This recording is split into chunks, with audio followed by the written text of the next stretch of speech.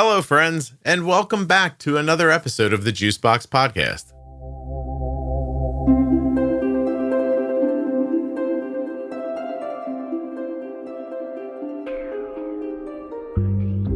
Hey, everybody. Today on the podcast, I'm speaking with Joanne Milo. She is a 71-year-old person with type 1 diabetes who has just launched a fantastic website for people who are older and living with type 1. It's called T1D to100.com. I want you to check it out right now. Whether you're older or younger, it doesn't matter. This website is about being prepared. T1D to 100.com. Go check it out. My Grand Rounds series was designed by listeners to tell doctors what they need, and it also helps you to understand what to ask for. There's a mental wellness series that addresses the emotional side of diabetes and practical ways to stay balanced. And when we talk about GLP medications, well, we'll break down what they are, how they may help you, and if they fit into your diabetes management plan. What do these three things have in common? They're all available at juiceboxpodcast.com up in the menu. I know it can be hard to find these things in a podcast app, so we've collected them all for you at juiceboxpodcast.com. Nothing you hear on the Juicebox podcast should be considered advice, medical or otherwise. Always consult a physician before making any changes to your healthcare plan.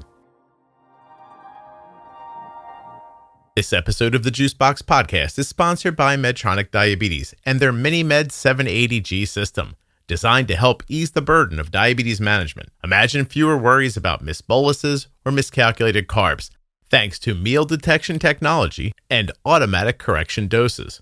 Learn more and get started today at medtronicdiabetes.com/juicebox. Today's episode of the Juicebox podcast is sponsored by the Contour Next Gen Blood Glucose Meter. This is the meter that my daughter has on her person right now. It is incredibly accurate and waiting for you at contournext.com/juicebox. Hi there, I'm Joanne Milo. I have had type 1 diabetes for almost 61 years, and it's quite long enough. And I am currently the founder of T1D to 100, which is a brand new website. It's an informational website to address the issues of T1D and aging. I was diagnosed in 1965. I was told that I wouldn't live past age 40. I am now 71. I seem to be still alive. And what has occurred to me is things are different as we age, different for everyone. Everyone's on a journey. But to do it with type 1 diabetes is quite the challenge. And nobody saw us coming. Nobody planned for us. Nobody knows what we need. Oh, Joanne, I hadn't thought of it that way. So diagnosed at 65, how old were you at the time? I was 11 years old. 11 years old. They're giving you the whole, you're not going to live that long thing. There was a person on here one time. I've had a couple of stories from older people that some of them really stick to me, though. One woman was at college and she was advised to go home to drop out because she wouldn't need the education and no man was going to want her. They said those words to her, right? And I've had other people tell similar stories that are shocking, but it wasn't until the way you just said it that I put it together. Maybe we don't have a plan today for people like you because they weren't planning for people like you. They didn't think you were going to live this long. Absolutely. Oh. When I first started looking at it, was about 2017, and I talked to Bill Polonsky and Paul Madden, and I said, I'm concerned. Can we talk about this? And Bill said, what's your problem? You get to live longer. I said, no, that's wonderful. We're thrilled. We have the technology. But no one saw us coming, and our needs are different. And there's some very scary stories out here about hospital care, about long-term care, about aging, and the things that happen more commonly in T1D. And there's been very little research. It's just beginning. Yeah. So I thought, we need to know. We just need to know how to do this. I think maybe just on a human level, too. Like after you've fought for so long to live well, like to think that you could get to a moment where metaphysically, like tripping is your problem. Like this tiniest little thing shouldn't take you out, especially after fighting for so long to stay alive and to be healthy and everything like that. So when you realized nobody was going to be helping or educating you or even thinking about the problems you might have, where does your brain start that ends with this website? I gathered a bunch of people in my dining room table, and we sat around, about 10 of us, saying, what are we scared of? What are our concerns that are specific to us? Took copious notes, and we met several times to kind of identify buckets of what the problems were. There are very specific problems, and what were the solutions. I really don't like to look at problems and just leave it there. It does me no good. Yeah. And what can we do? Because obviously it's up to us since we're the ones living it. You gave me chills when you said that you put people together at a dining room table, because about 2 years ago, I started realizing that the people in the Facebook group were there were so many of them that eventually started hearing the same things over and again. And where some people get frustrated with that, I said, no, this must be the core problems. Right, these are the core problems. So I started recording them. And then once I had a pretty reasonable list, I put the list back out to the people and I said, just tell me all of your struggles.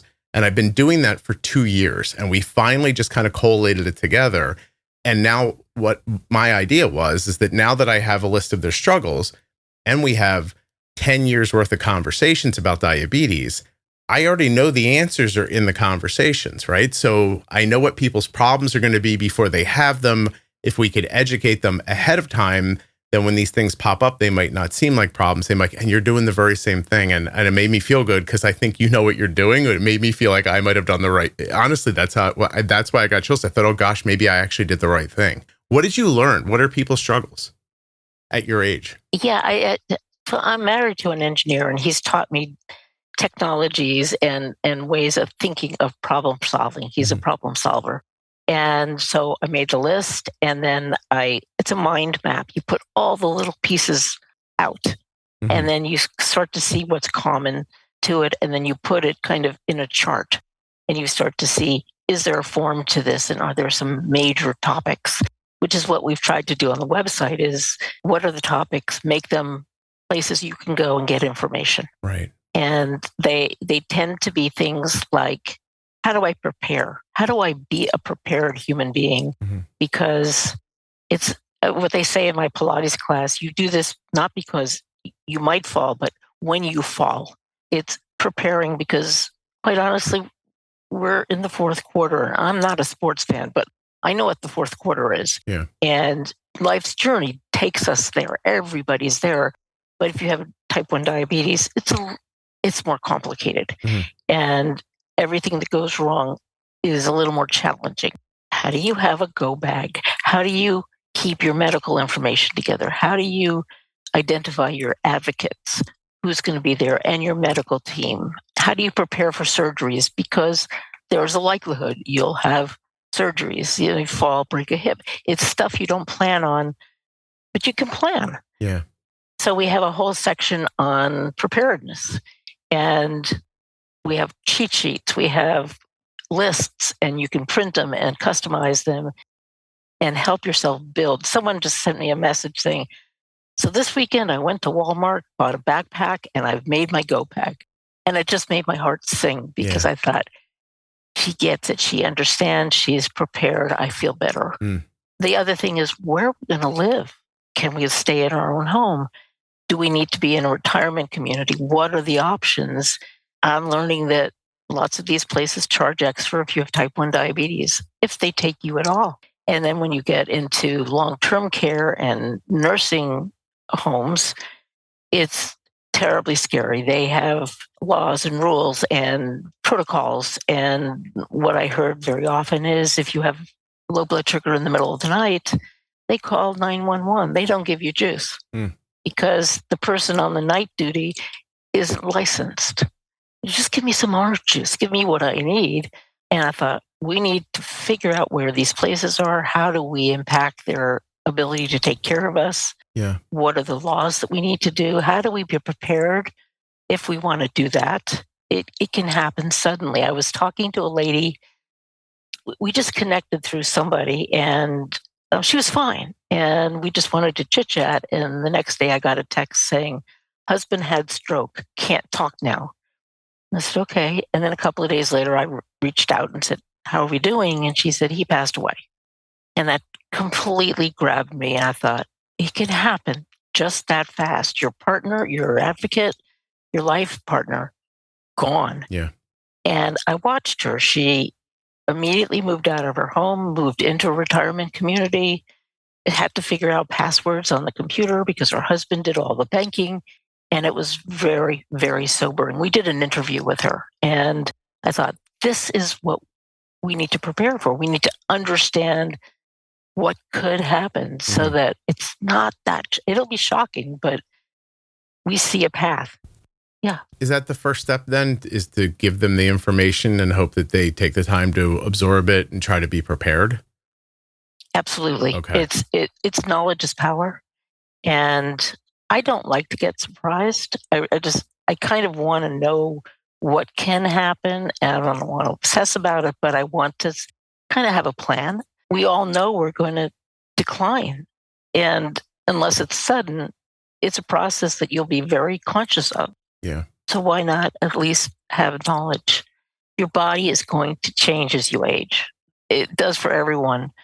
But if you have type 1 diabetes, your hypoglycemias are different. The way your liver acts is different.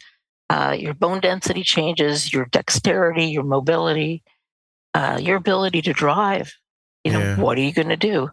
Even I hear like the simplest things like eyesight, being able to see your devices, being dexterous enough to use them can be an issue, how to put them on. Yeah, I've heard so many different stories. I did a thing last summer where 100 listeners came with me and we went on a cruise together. And I didn't know how it was going to go, Joanne. Like when I first put it out there, I was like, I wonder how this is going to be.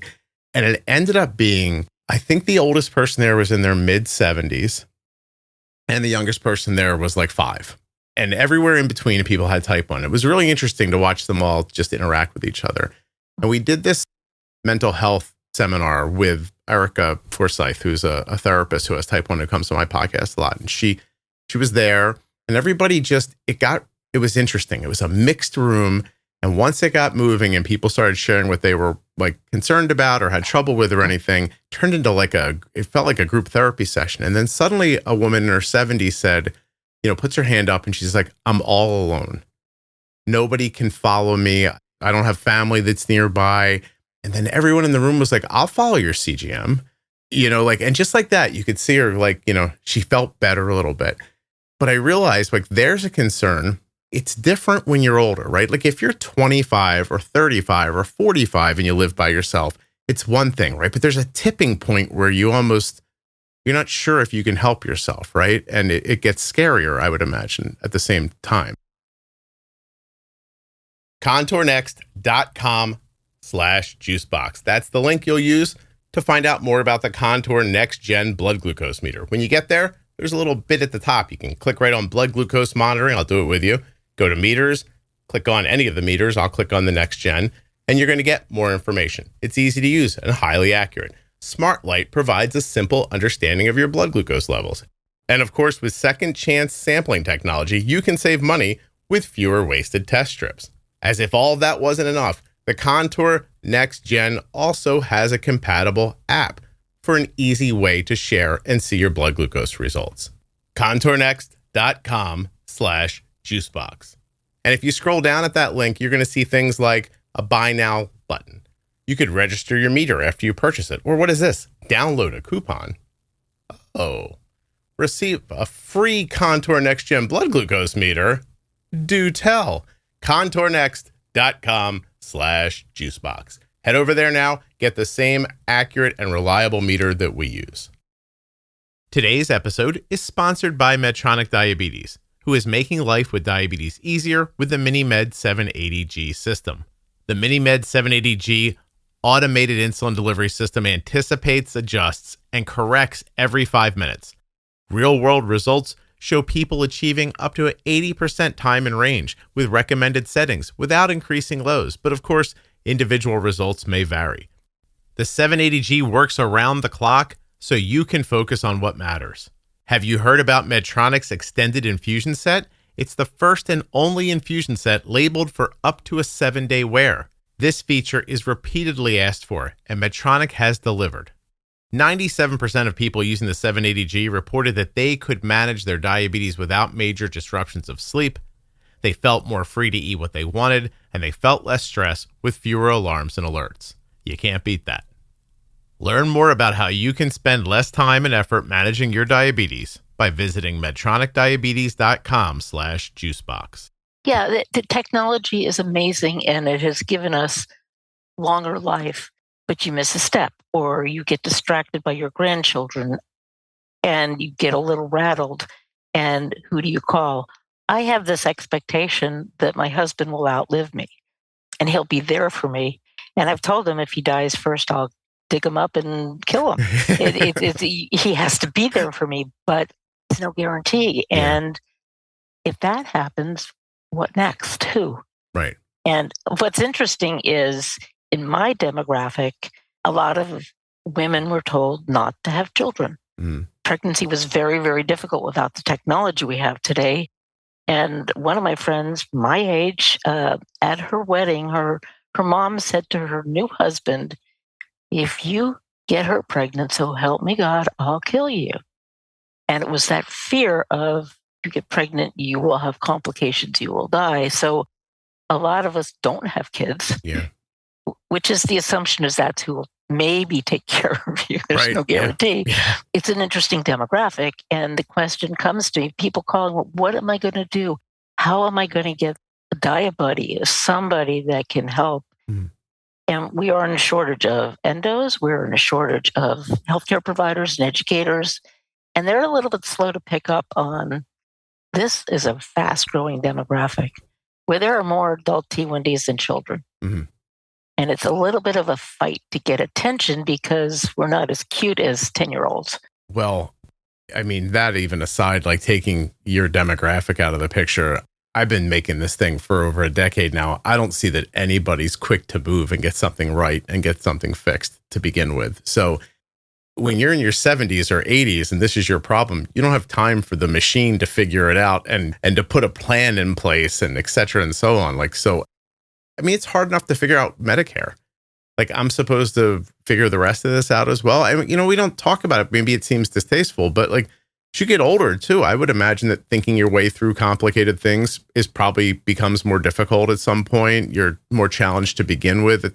And then what do you have? Higher blood sugars? There's a whole generation of people who are probably told better high than low, right? They might be walking around with a measure of brain fog to begin with. I've interviewed an older gentleman once who said that even though he got his blood sugars back down in range eventually, the brain fog never went away. He's foggy all the time, the way he describes it, you know. There's a significant incidence of mental decline in T1Ds. It's significant. There are research papers out, and some of it has to do with the inflammatory system.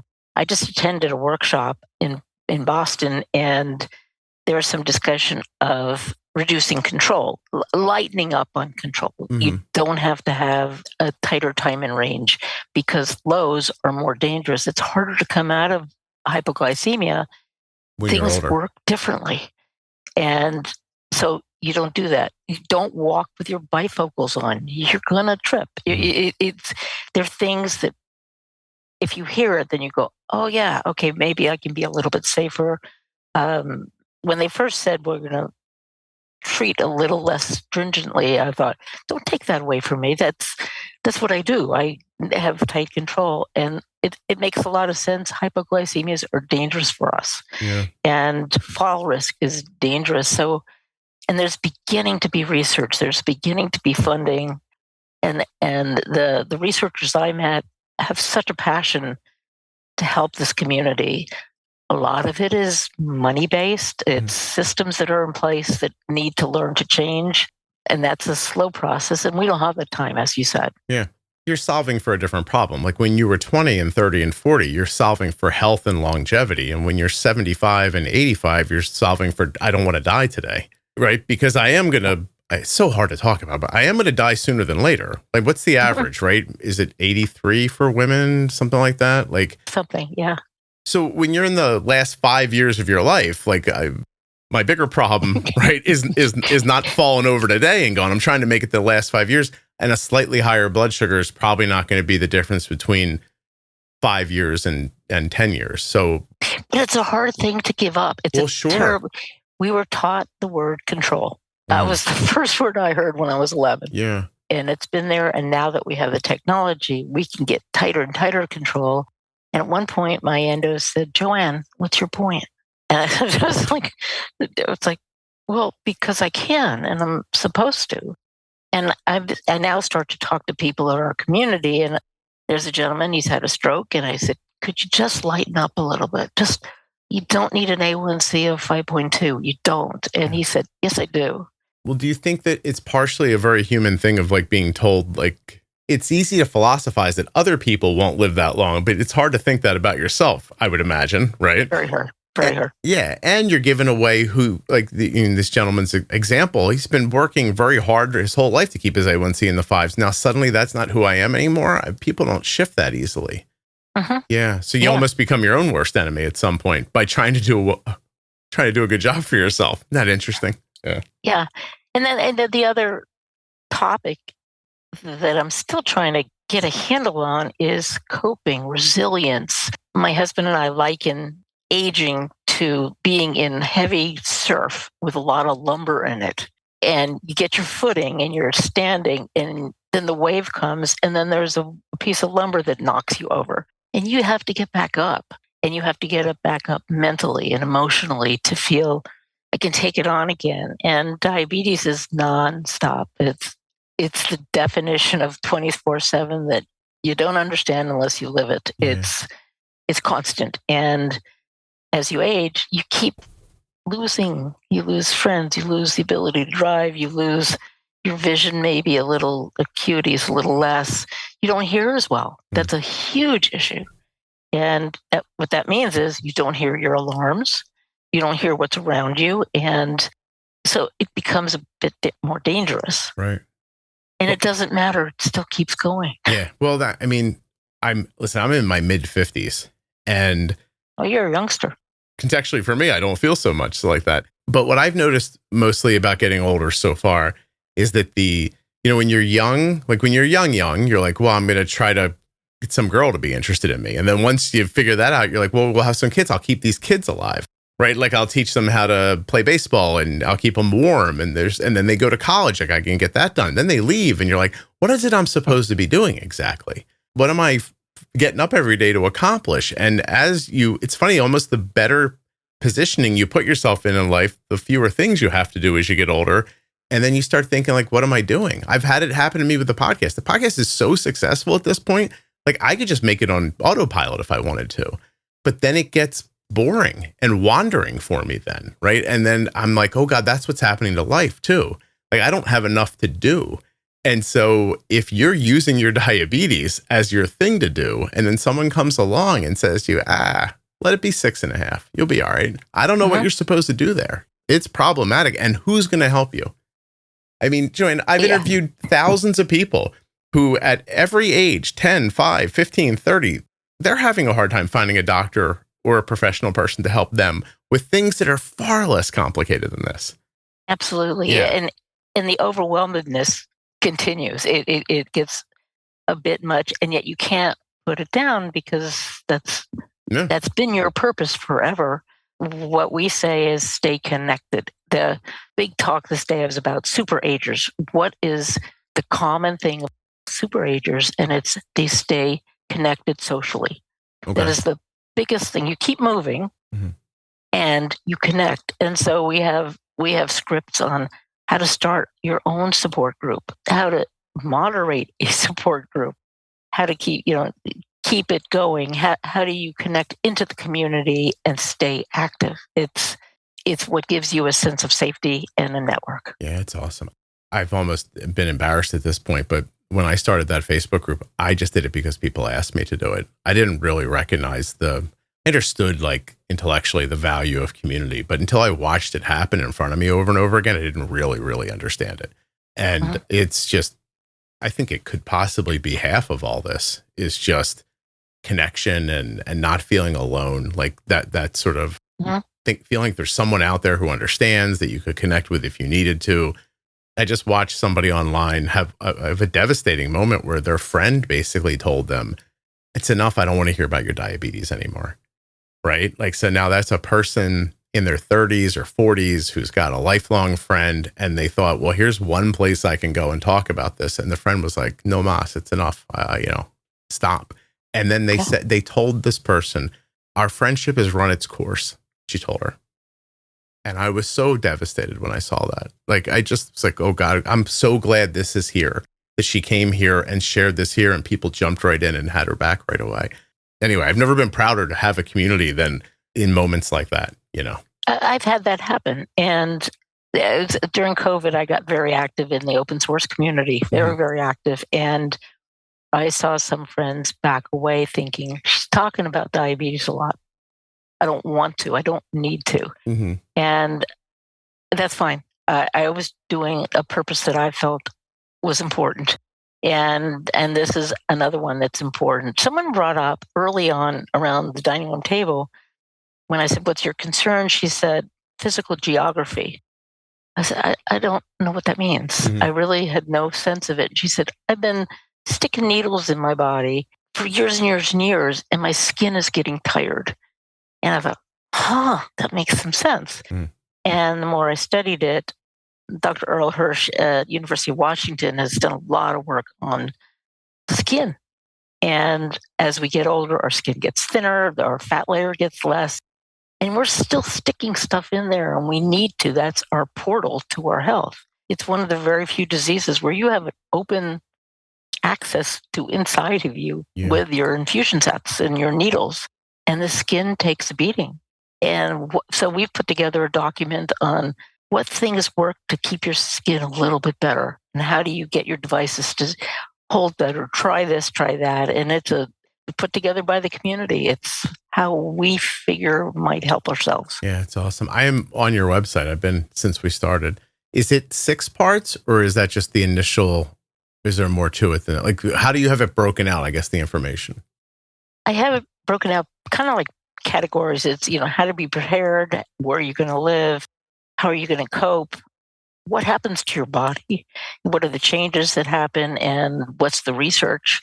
Part of my effort is not only get information out, but connect to the research community, which I've been doing, and they want to talk to us because we're who they're studying. Mm-hmm. Yeah. And so we can help direct them. And then when they can prove or validate what we're saying, we can help healthcare providers understand us better. They do not have a clue what to do with us. Right. We take a lot of time. We are complicated. We don't always give the right information. It becomes overwhelming, and we're not that great as we get older to just represent ourselves. And the healthcare provider has 15 minutes to help us. So how do we make that easier? How do we help them understand us and not want to back away at the speed of light? Because we need them, but we need the time as well. Do you think that the information that you've put together would do well to be handed off to doctors too? Do you think it could act as an educational tool for them? Absolutely. That's my hope. But they need validation, and that's where the researchers come in. Okay. They have to know that it's been studied and that it's important. They don't listen to us say it's important, but the researchers can validate it with statistics and then push it through standards of care, and then they listen. So that's fine. It's a process. I put an entire series together a couple of years ago. I did something where I went to the community, and I was like, tell me all the things that at diagnosis you heard that was valuable, and tell me all the things that happened to you that was detrimental. And we kind of broke out, honestly, we got back between like 80 and 90 pages of returns from people, like long stories and everything. We broke it all down and turned it into a series called It Grand Rounds, right? Like, so we basically turned it into like a how-to. It reads both ways when you listen to it. If you're a doctor, it should be a little bit of don't do this, please do that. And if you're a patient, it reads like, this is what you should expect. And if this is happening, maybe you should speak up, right? Like that was I got endos to come on who had type 1 after we did the first initial bit, who supported all the stuff. And I put it out there, and in my heart, I was like, doctors are going to listen to this. And I thought, then, 2 years later, you realize like, no, they're not. So it still helps the people listening because they know what to expect. But it is hard to realize that once you pull together the information and you validate it through people who have lived experiences, it's not as easy as just like sending off a one sheet to somebody and saying like, here, look, I'm 75 years old. I have type 1 diabetes and this is really important. You should make sure you're helping me with this. It's tough to realize that even if the researchers pick up on what you're saying and do the research, that you might be, Joanne, you might be working hard today to help people who are 50 years old right now, right? Not maybe necessarily yourself or your people in your age group. I have people joining who have little kids and they say, I want to know what the future is.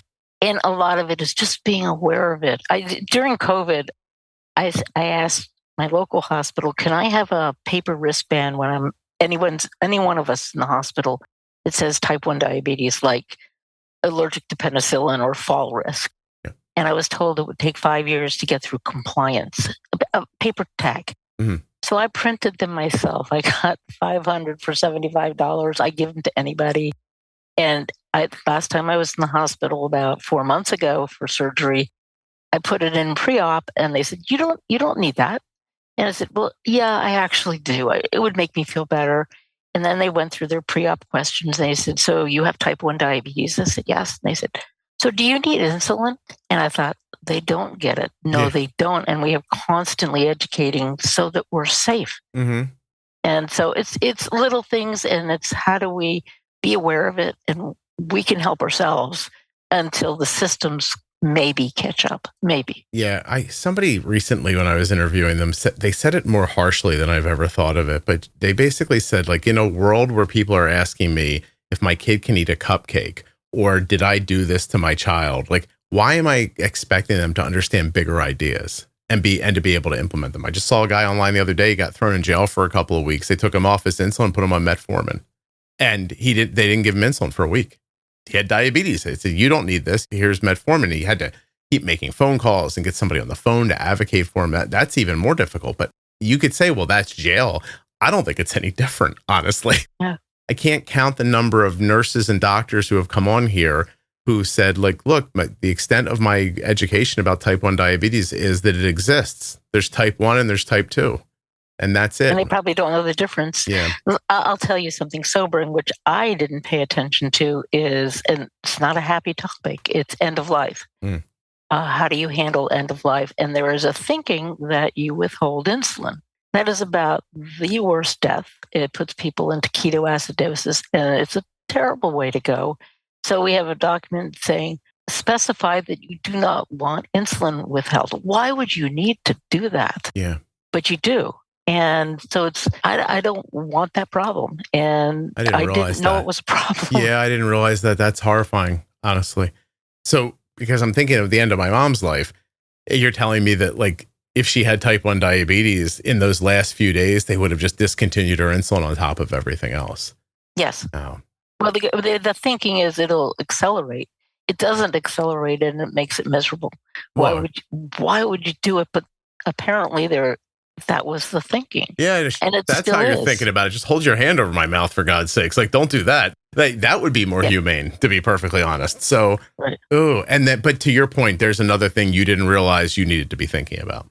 No idea. Yeah. None. How would you? And then by the time you get to that point, I mean, imagine if that happens to you when you're 89. That's not on the top of your list to figure it out. It's just gonna end up happening to you then. And you don't have that level of control necessarily. Things that happen, and we don't know. They didn't know they didn't think we'd be here. Yeah, no, it really is. This is like a 504 plan for people in their 70s. I think there's one called a 602 to get into to assisted living, and it's a plan you make with your doctor. And we're talking about it. How do you prepare that so that you get what you need? You're in a facility. She needs something, you get it for her. And how is that done? Are you going to find that people maybe are going to learn what they need and then voice it, and then have the institution tell them, well, if this is what you're demanding, we can't do it? Like, because there's no legal reason that they'd have to comply with your wishes, is there? No, and a lot of things are going to have to change in the systems that exist right now. And a lot of it boils down to money and liability and enough care providers in a facility. They have to have some. I think every hospital should have at least access to a T1D specialist. So if you end up in the hospital, they have somebody to talk to get information. There's such little information. I live in a metropolitan area. It's scary, and they should know better. And I think in other areas, they don't have that access. It's a little disturbing to me. Like, you go to all this trouble to put this information together, and now you're going to be met with a group of people who don't understand it. But your idea there about having one person who understands it, maybe that's more reasonable, at least. Like, we're never going to train everybody, but could we have one person who understands, and then they could go to that person, and that person could end up being the thinking part of the machine, and then you could just go do what they tell you to do? That seems reasonable. So some of the more advanced hospitals have a team. They actually have a team. I took a friend into the hospital. She had sepsis. And all of a sudden, these two big people showed up with backpacks and I said, "Who are you?" And they said, "We're the sepsis team." And I went, "Cool." And they said, "We take over. We handle all the specialists. We are in control." And I thought, I want one of those for T1D. That makes sense. I want the team. Well, thank God something's happening that makes sense. That really does make, because, it's not lost on me when people come on and they complain about, any number of things that in a just society would just happen. I think I'm always the one who's like, listen, I know that sounds right, and it does sound right, but how's that actually going to happen? Like, who's going to pay for that? Who's going to facilitate it? Who even knows enough about it to get it set up? You're expecting 1,000 employees to get trained on something. I was like, as soon as they hear about that, there's going to be 5 million other people who want them trained on something else. And they are just people. They're capped on how much they can understand and what they can take in. But yeah, if there's a team that just a response team for that, it's a great idea. Great. And I don't want to be all negative. We also have things for, if you're going to be traveling, how do you pack for traveling? What are some things you need to know about air travel? And people in their 60s and 70s as seniors are retired and they have time to travel. But it's quite a thing to pack. And it's quite a thing to have all your devices. Yeah. It's quite a thing to understand what you need to know as you travel. Mm-hmm. It's not all negative. It's all useful information. Can I ask you a question? Sure. So, I don't know what you did for a living. You're retired now, but what did you do when you were working? I had a lot of careers, but I was in technology for a while. I worked for a company that was early into AI devices and machines. I was in marketing support. So the reason I'm saying it is because you're a thoughtful, I feel, well-educated person who's thinking about their future. And I'm sitting here wondering about all the people who aren't on your level and are still going to have these problems. How do you find those people and service them well? And do you think your information translates to those people? Or do you think that this is, sometimes people say about me, Mo, your podcast is for, white ladies in their 30s and 40s who have time to worry about these things. And it's been said directly to me. And I'm like, well, I can only put out the information the way I know how to put it out. But it is always in the back of my head that I'm not reaching everybody that needs it. And yes. Is there a way that I could reach them, or is that a problem for someone else who maybe understands their troubles differently? So what do you think? Do you think that your stuff translates, or do you think that they need an advocate too? I think it can translate through a lot of ways. One is directly, they read it, they think about it and think, oh yes, I need to know this. We have educators who are joining the group so that they can help their patients. That's a wonderful way because they can take it to the level of the patient and educate them. Endos and their entire practice should know this stuff so they can help their patients. Support groups. Someone will know something and share it with others. So it'll infiltrate in a lot of different ways, some directly, some through people. Yeah. Joanne, where did you get that from? Because that's not a thought process out of your generation. And it's not a thought process from an engineer's wife either. Like, you know what I mean? Like, it feels like you're almost going like this, like, yeah, man, they'll find them. And I believe that, by the way. I think that's really the only way to make it work. Like, if you make plans and lists and rules, that generally doesn't reach people. Like, you really do need it to be out in the ether. You need it to help somebody so that they feel positively enough about it that they'd share it with someone else. That really is how that stuff blends. But why do you know that? What has happened in your life that you sound like a hippie when you're talking about this? Are you a hippie maybe? I was of that age, absolutely.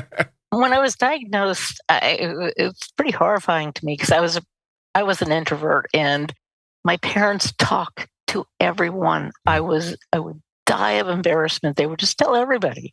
And it's like, how is this a topic? And they would just be talking to people. So I watched that. But what I've seen over the years is people comment, or they make comments to me on what they're struggling with. And I go, that hurts. I feel the stress that they feel. I'm some sort of empath and I feel it. Mm-hmm. And I think, well, how can that be better for them? Because it's stressful. I tell everyone, this disease, I consider it to be an impossible disease. You can't be perfect. You can't get it right all the time. Mm-hmm. Even if you get it right, the devices don't get it right. It just isn't doable. So how do you keep coping with it and being okay with that? I feel the pain. I feel the discomfort. I know it. Yeah. I live it. So Wow. We need help. That's a very thoughtful way of thinking about the spread of information.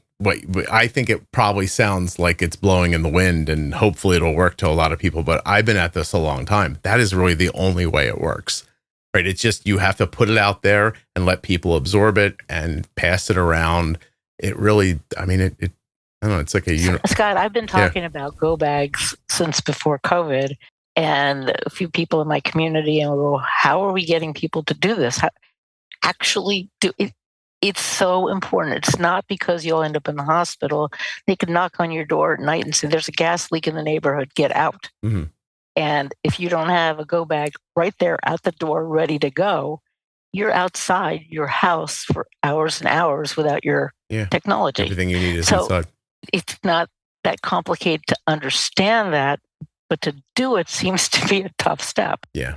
And, it's repetition. It's like, why is it? Someone may donk on your door and say, I have tickets to go to Paris, leave now. Okay, I got my go bag. I can do that. I can go. Yeah. Just let me take the insulin from the refrigerator and we're on our way.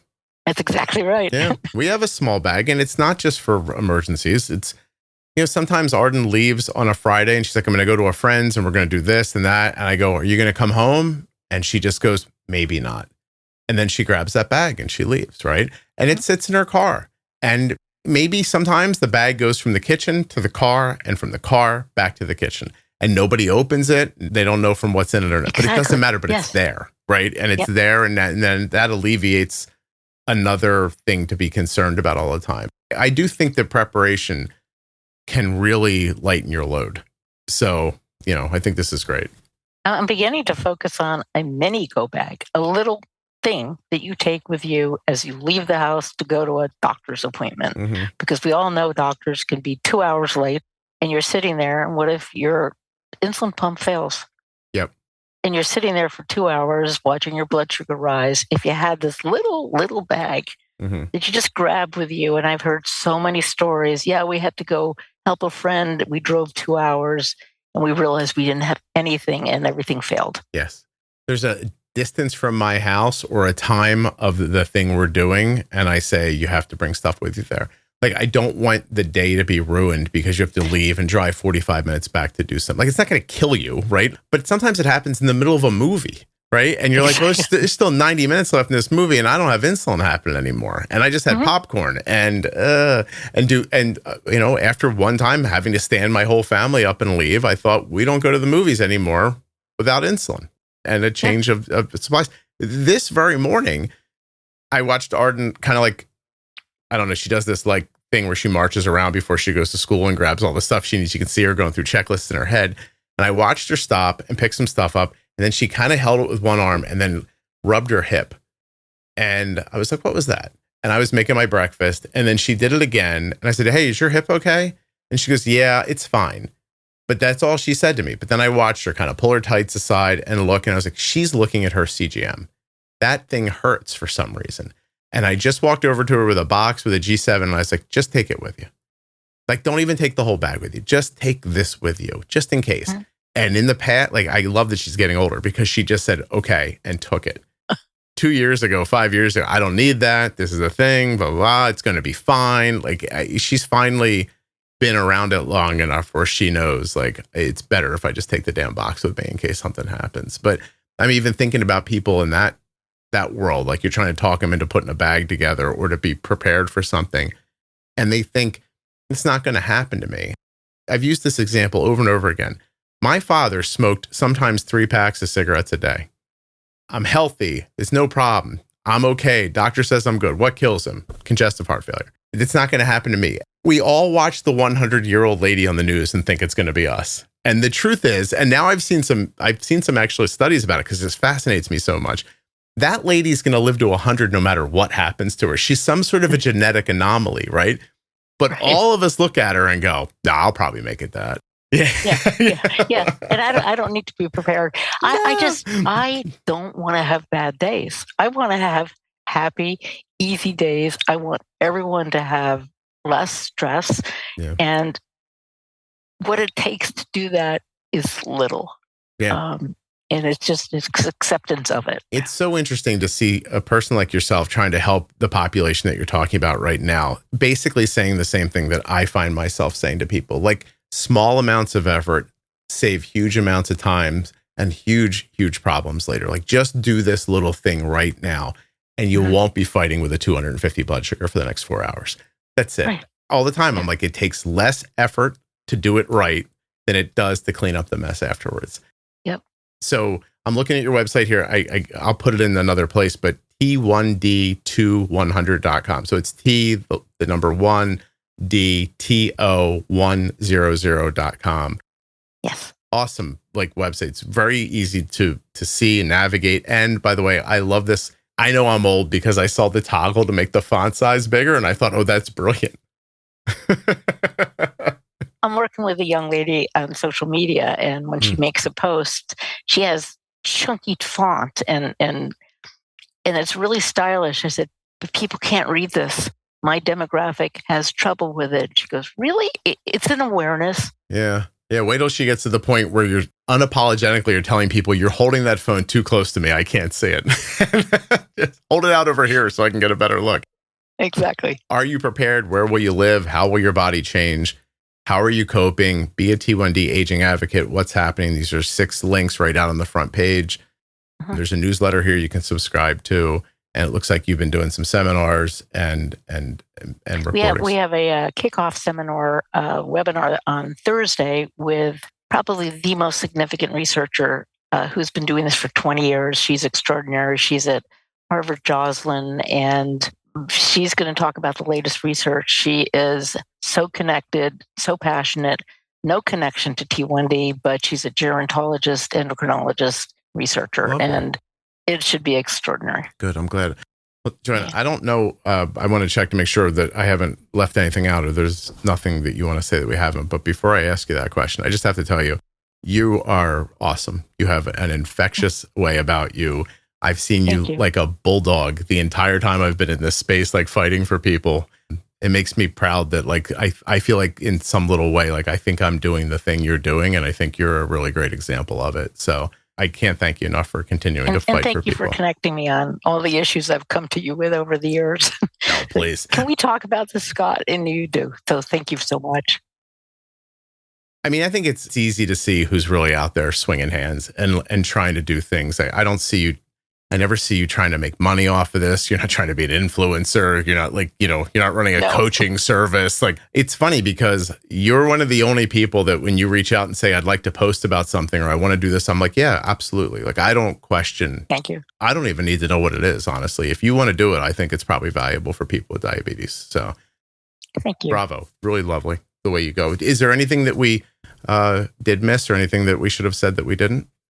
No, you've got it. But if anyone has questions, reach out. I'm here. I'm developing a team that can respond and create more content and stories and information we actually need. Yeah. Yeah. This has its own Facebook group? It has a Facebook and Instagram, and we're on LinkedIn. Okay.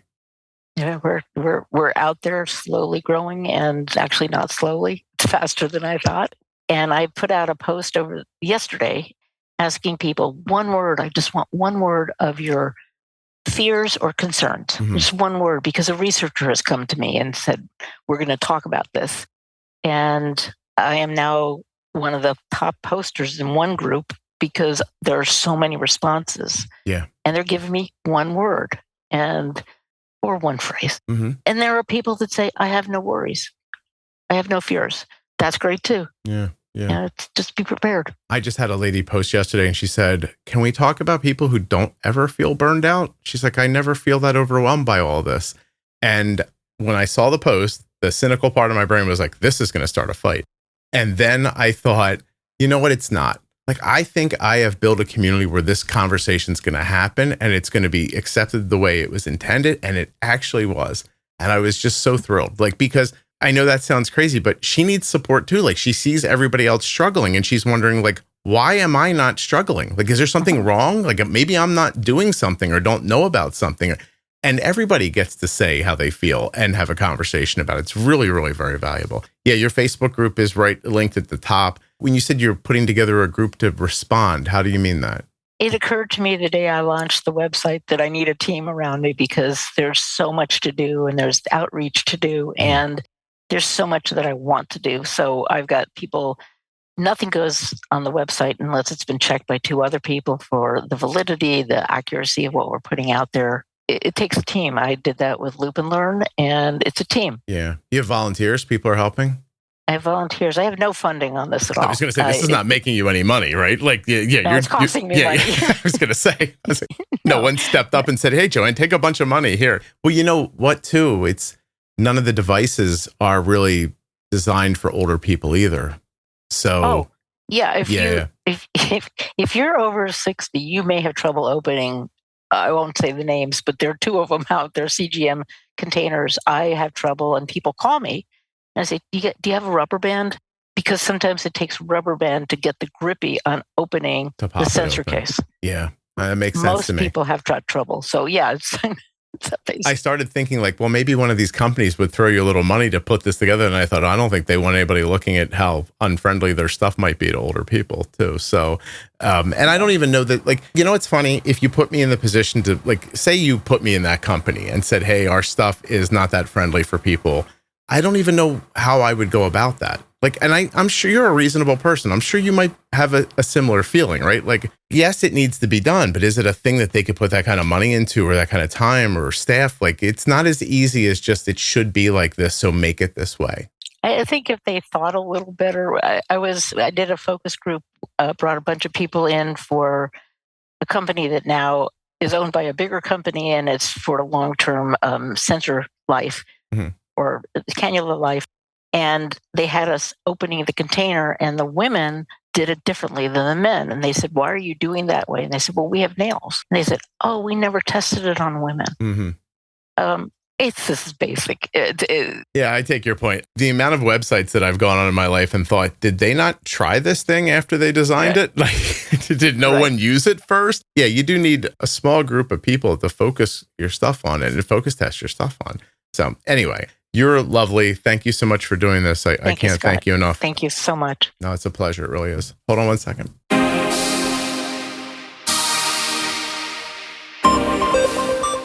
I'd like to thank the blood glucose meter that my daughter carries, the Contour Next Gen blood glucose meter. Learn more and get started today at contournext.com/juicebox. And don't forget, you may be paying more through your insurance right now for the meter you have than you would pay for the Contour Next Gen in cash. There are links in the show notes of the audio app you're listening in right now, and links at juiceboxpodcast.com to Contour and all of the sponsors. Thanks for tuning in today, and thanks to Medtronic Diabetes for sponsoring this episode. We've been talking about Medtronic's MiniMed 780G system today, an automated insulin delivery system that helps make diabetes management easier day and night. Whether it's their meal detection technology or the Medtronic extended infusion set, it all comes together to simplify life with diabetes. Go find out more at my link, medtronicdiabetes.com/juicebox.